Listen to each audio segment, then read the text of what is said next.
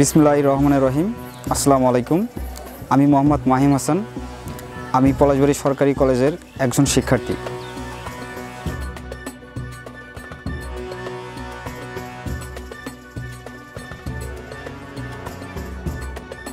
বাংলাদেশ, আমি এমন বাংলাদেশের স্বপ্ন দেখি যে বাংলাদেশ মূলত ইসলামিক কান্ট্রি হিসেবে প্রতিষ্ঠিত হোক, যেখানে ইসলামের সব নিয়ম, কোরআন সুন্নাহ ব্যবস্থা থাকবে।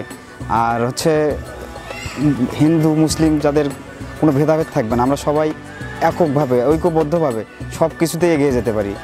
আর যেভাবে বাংলাদেশকে এগিয়ে নেওয়া যায় সেভাবেই আমরা এগিয়ে যেতে পারি। এরকম একটা বাংলাদেশ চাই আমি মূলত। আমরা যেহেতু প্রত্যেকজনই আমরা একজন মানুষ, আমাদের দায়িত্ব আছে। মূলত যারা সুদখোর, ঘুষখোর, তারপর জেনাখোর, এদের পিছনে রুখে দাঁড়াতে চাই আমি, যাতে এরা সমাজে কোনো বিশৃঙ্খলা সৃষ্টি না করতে পারে।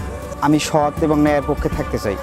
আর একটা বিষয় কি, আমার আম্মু নেই। আমার আম্মু যেহেতু নেই, আমি গরিব দুঃখী যারা আছে, যারা অনেক পাশে থাকতে চাই, বড় হয়ে তাদের সাথে থাকতে চাই, তাদের সুখ দুঃখের ভাগাভাগি করে নিতে চাই আমি।